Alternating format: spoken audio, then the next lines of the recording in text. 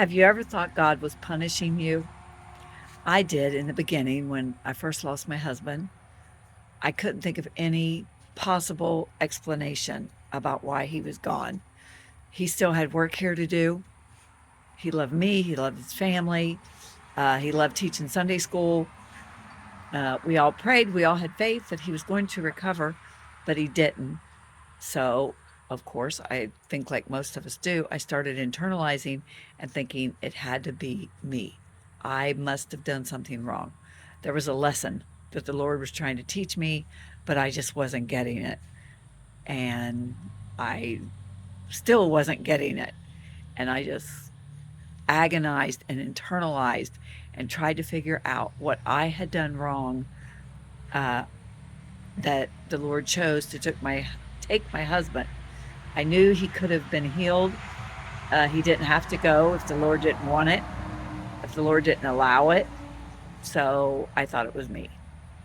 A friend, one time during my many struggles, um, this friend told me something that the Lord had done for her and how he had blessed her. And my first thought was, yeah, but that's because he loves you more than he loves me. And I know that is so wrong.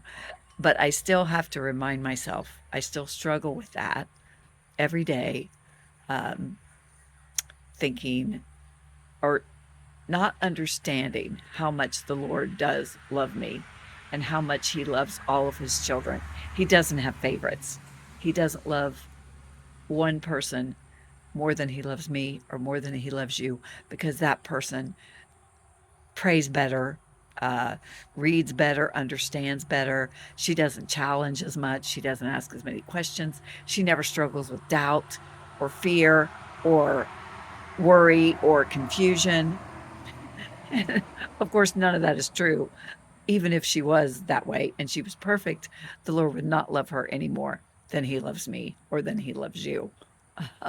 And I guarantee she does struggle. Every friend we have, no matter every Sunday school teacher, every preacher, every wonderful saint of God that we know or that we read about in the Bible, they all struggled.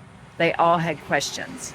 Poor Elijah, after everything that man saw, everything he experienced, he saw the Lord come down and do his miracle with the prophets of Baal, when they were all calling out to their gods, and Elijah was dogging them and trashing them and speak louder. Maybe he's asleep. Maybe he's on vacation.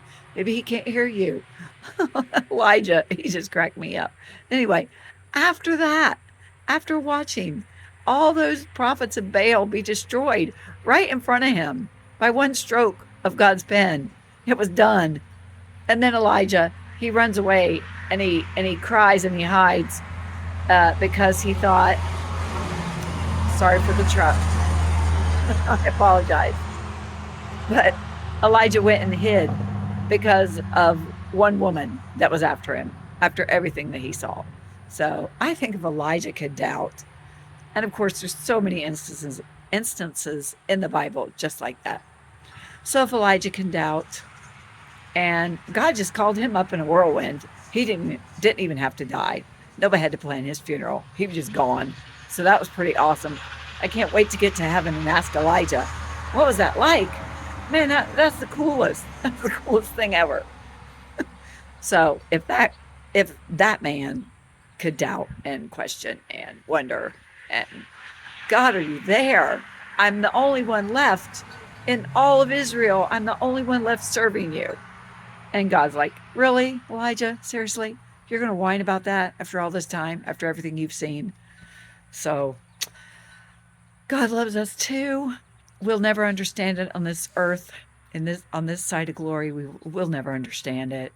But my prayer this morning, I journaled about it, and it's always my prayer and prayer for me, and it's my prayer for you too, that we will understand how much God loves us, or someday we will realize, we will recognize, and we'll think on that today.